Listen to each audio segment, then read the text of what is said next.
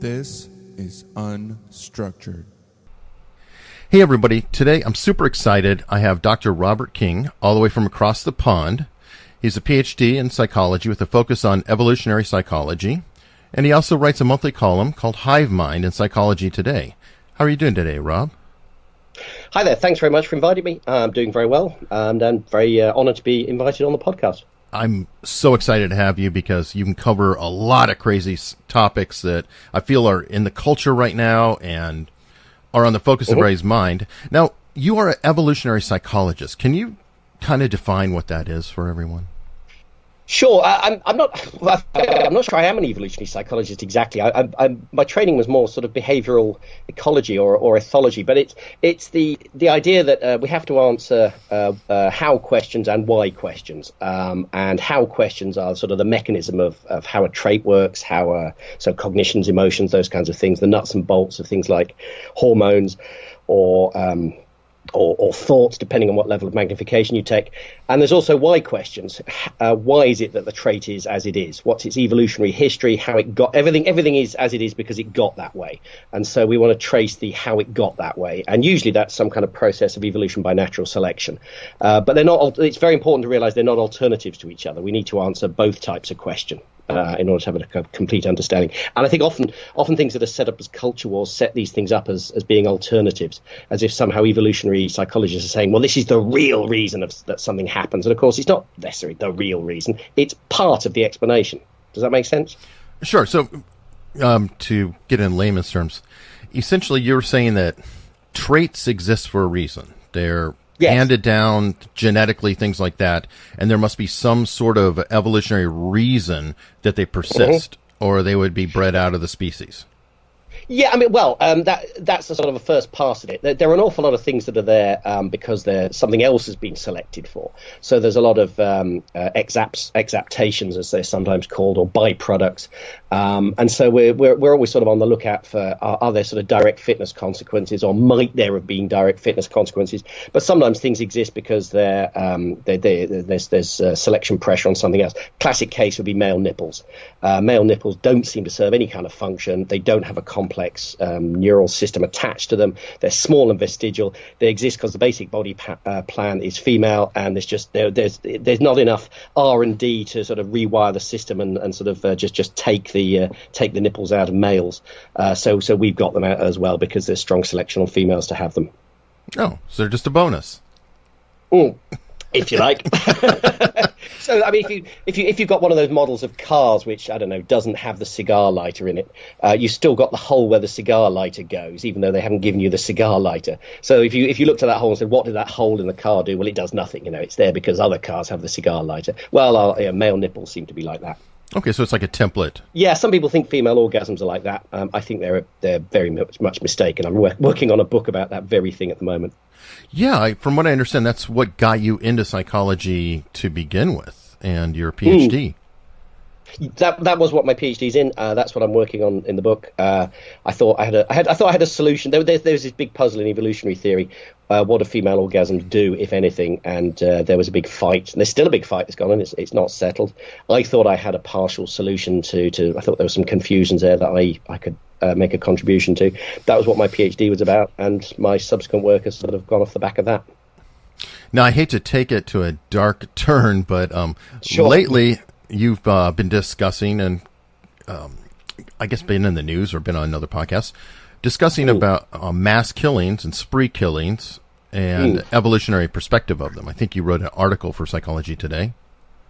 I did. Yeah, the article, now, this was a bit premature. I wrote the article because I was in the middle of getting the paper was in review at the time. Normally I write my Psychology Today blogs once a paper has been published, but because I've been discussing this with a couple of friends, and they were sort of particularly interested in the typology we discovered, they said, "Oh, we'll do the paper's in review, so get the blog post out."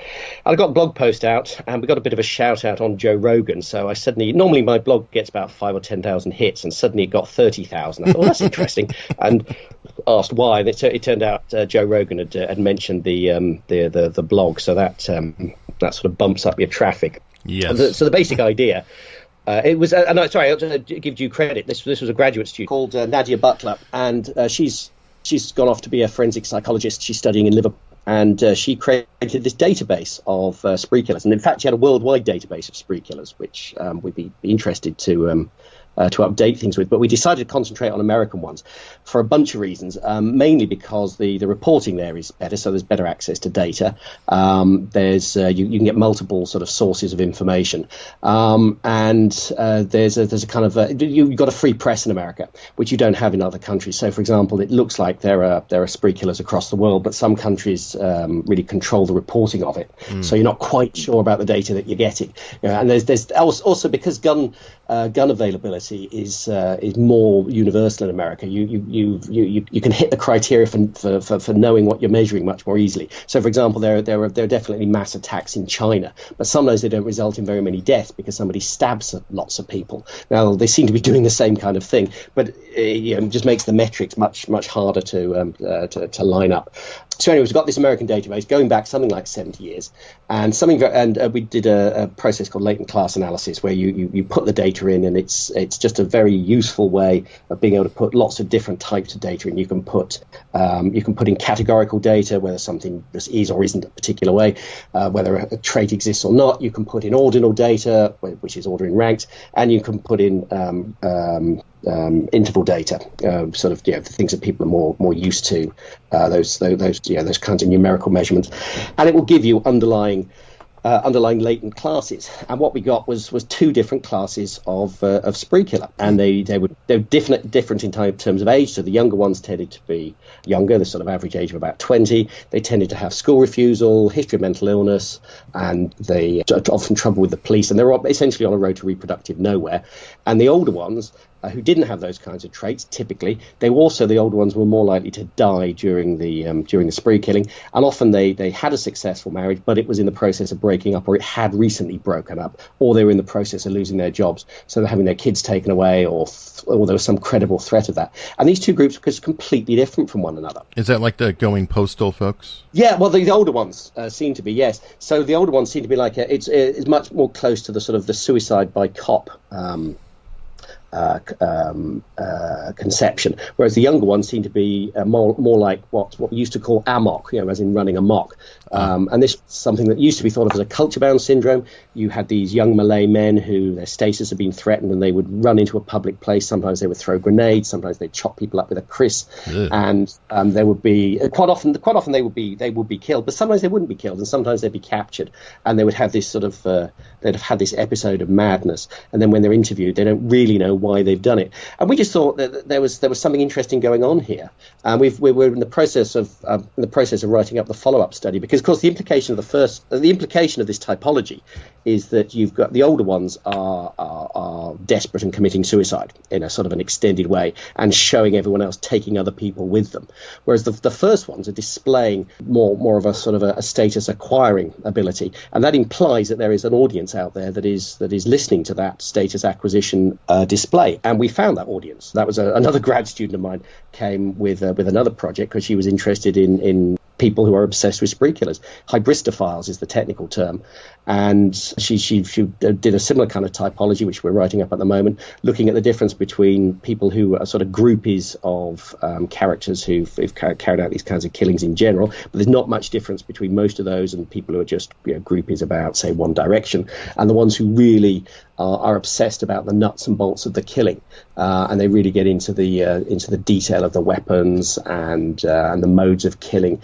And they're a much smaller group, and they're quite scary. They have found sites that you can visit, and the two groups hate each other, well, which is kind of interesting too. So and this correlates with what we know, that these kinds of killers get offers of marriage in prison. Is that a Bonnie and Clyde type of? Yeah, that's when they act together. So I mean, I'm not suggesting we found a group of people who would actually go off and be Myra Hindley or Bonnie or Rose West or these people, but they're certainly exhibiting similar kinds of preferences and interests. And if my daughter or girlfriend was one, I would be concerned. Yeah. Do we sometimes overlook them because we're so protective of women? And I'm as an example, Paul Bernardo and Carla Homolka out of Canada. Okay. I don't know if you're familiar with them. I don't know the case. But... yeah, he was with her, and the first killing was her sister. Right. And then together they went and killed a bunch of people.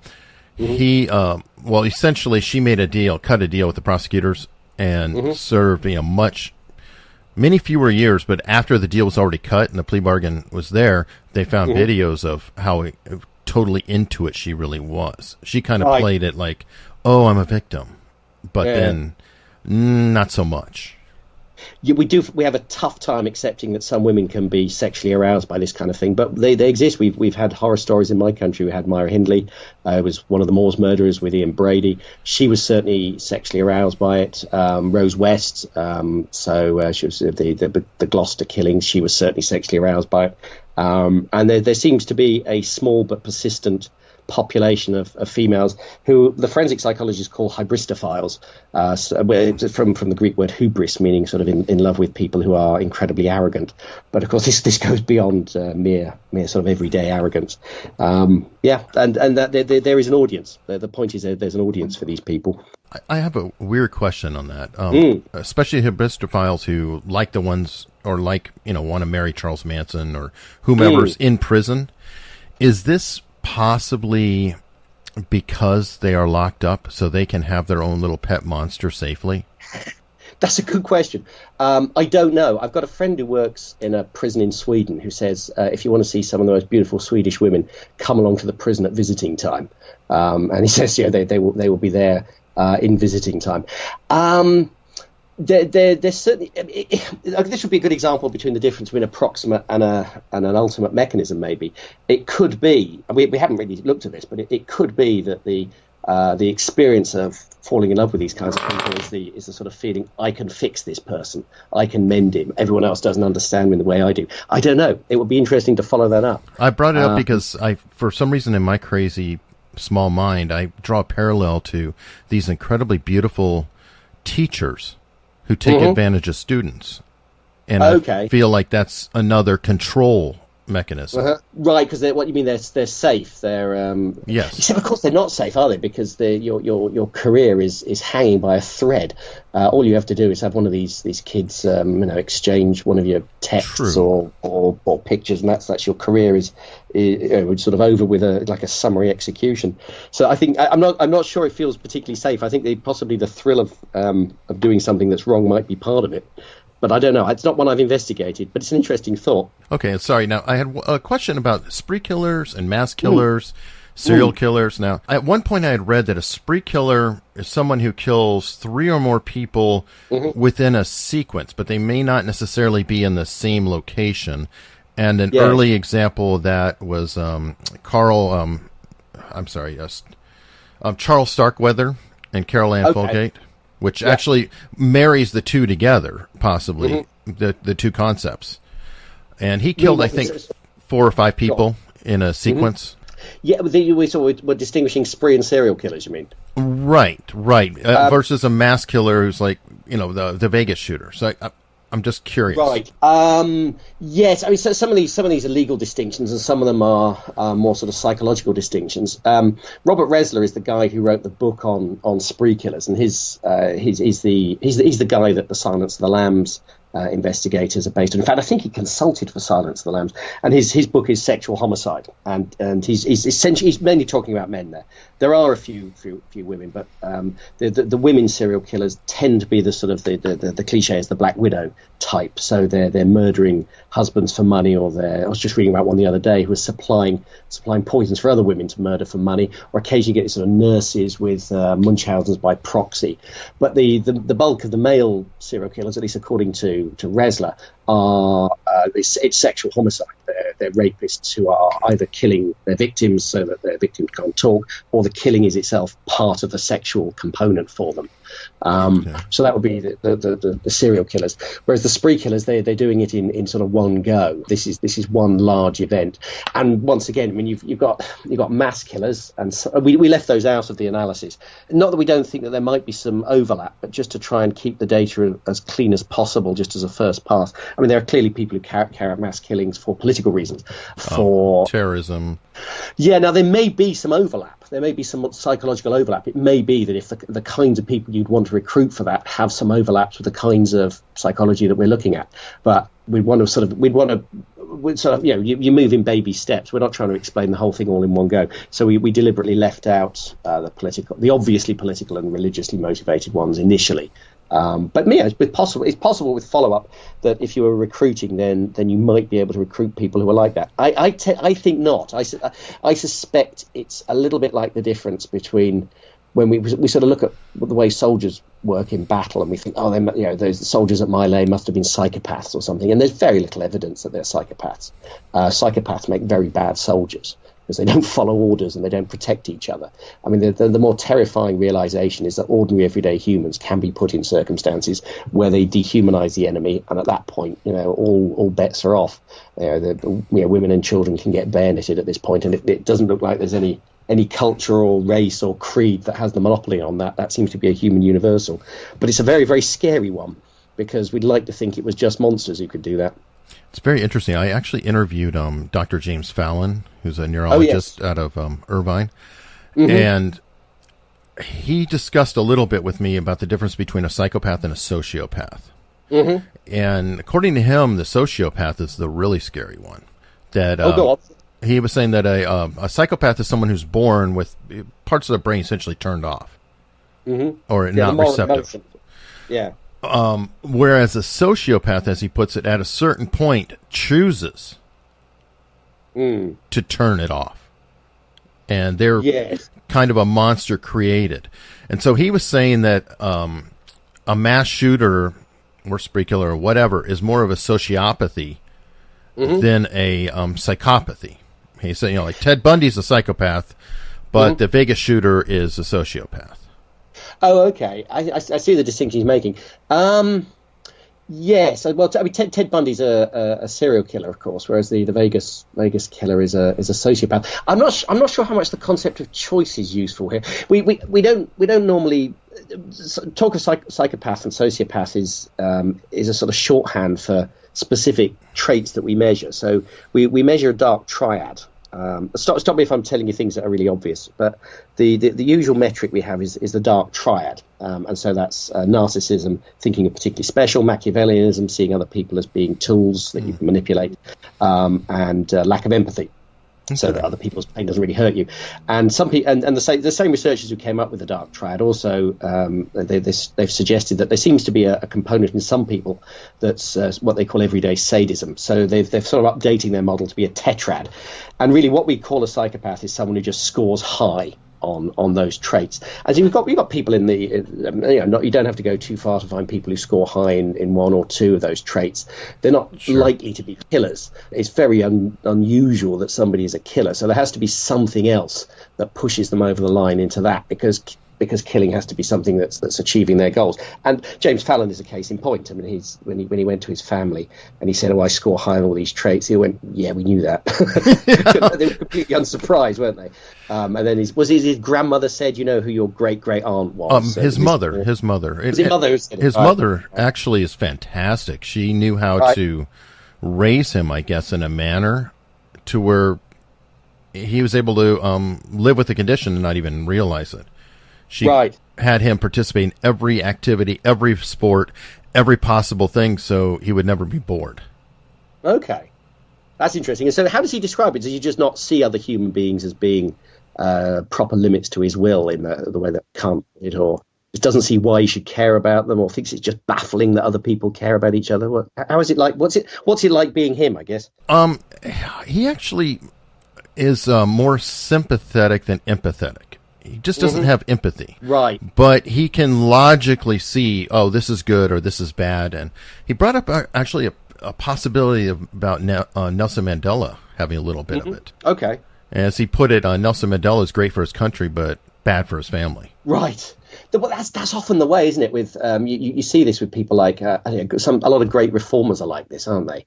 They have this sort of grand plan for making the world a better place, and if you went and asked their family about it, they'd be going, "It'd be nice if they could, treat us as decently as human beings." Yes, a lot of these traits, from an evolutionary point of view, sort of we're going, well, why isn't everybody like that? Well, because there's a thing called frequency dependent selection pressure. And there's lots of traits that are under that are under selection, but only if they're below a certain threshold. So the classic textbook case is Pizarra spiders. So with Pizarra spiders, the male is a lot smaller than the female, which is quite common with spiders. And in order to mate with her, he gives her a nuptial gift. He catches the fly, wraps it up in silk, gives it to the female. She unwraps the fly, and he mates with her. Because if he doesn't do that, she munches him. Yeah, she just kind of, because he's the same size and shape as her prey. There's incentive. Right. So, but this is the bit. You see, so some of the male spiders have got quite cute, and they don't bother to go to all the trouble and expense of catching a fly first. So they just give her an empty ball of silk, and by the time she's got to the middle and realised that she's been had, he's been and gone, and that makes the spiders very cross, whatever being cross means to a spider, and she'll just munch any other males who come her way. So what that means is that the population is kept in dynamic tension. You never get more than a third of the I don't know what you call them, bad boy spiders in any given population, and it's kept within a frequency dependent selection. And it seems likely that it'd be a more complicated story, but it looks likely that that's what's happening with a lot of the human psychopathic traits. Oh my God. If as long as there aren't too many of them, then they are successful in the population. But if everyone was like that, they'd all be takers. Yeah, if everyone was a taker, there'd be no givers.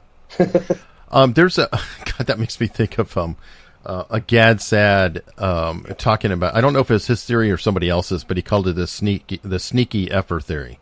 Oh no, sneaky fucker hypothesis. No, that's standard terminology in biology.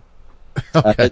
There are a lot of there's never just one way of being successful, so I mean classic cases would be elephant seals. So it's typically the big elephant seal who gets to mate. And he goes and gut barges all the other elephant seals. They have these fights, sometimes to the death. And sometimes when they have these fights, the little ones sneak in and mate with as many females as possible while the other guy's off having a fight. And I mean, it can get more complex with baboons. They'll have a bait and switch thing where a couple of smaller beta males will have a pact where one of them will go up to the dominant male and sort of goes, yeah, your mother wears army boots, run off and be chased. And his mate will go in and mate with as many of the females as possible. And then the next day they'll reverse, so the other one will taunt the male and his friend will go in and mate. So there's lots of that going on in nature. It's not just with humans. Oh, that's fabulous. And actually we have to cut this one tight, and I'm hoping we can continue this discussion on the next episode. Sure, yeah, very happy to. If this is the kind of thing you like to hear about, then but more than happy to go on. Absolutely. I want to go on a complete tear with this, and I want to whet the audience's appetite because this is just fabulous. Okay, cool. Hey, thank you so much for coming on. No, it's my pleasure. It's always fun to talk about this stuff. Mr. Hayes' office, how may I help you? Andrea, it's Marilyn over at Kennedy Parker Construction. Hello, Marilyn. Would you like me to connect Mr. Parker to Mr. A fish surrounded by sharks. A secretary cursed by desire and ambition. Introducing The Diarist by Donna Barrow Green. The Diarist, an addictive psychological thriller, satirical, suspenseful, and full of twists. Available on iTunes or anywhere you get your podcasts. Yes. I'm sorry if I've hurt your feelings. Or if something I've said has led you to believe I think you're incompetent. It's just been so long since you've given me any encouragements or compliments on my... Andrea, I do notice you. I like that blouse on you very much. You look very pretty just as you are right now. Oh, well, It's very pretty on you. Thank you. What sort of fabric is it? It's silk? It's lovely. You have excellent taste in clothes. I notice. Would you mind removing your cardigan? My sweater? Yes, so I can see the blouse in its entirety. Why?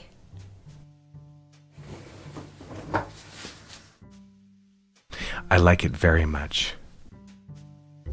You see, I do notice you. You know that, don't you? I don't have to tell you I notice these things. You know when I like something, don't you? I don't know.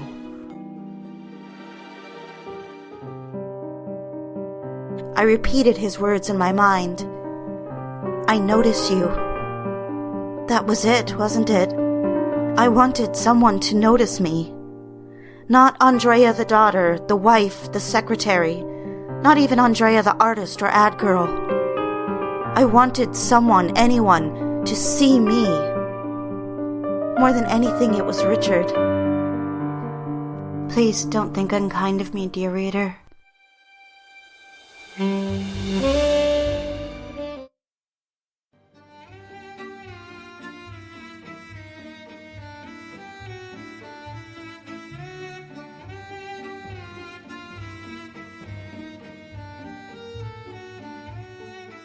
Hey podcast fans, I'm Rachel, host of We're All Mad Here, a new podcast about the history of mental health. Do you love history? Do you love creepy stories of abandoned hospitals? How about questionable medical procedures? We're covering it all.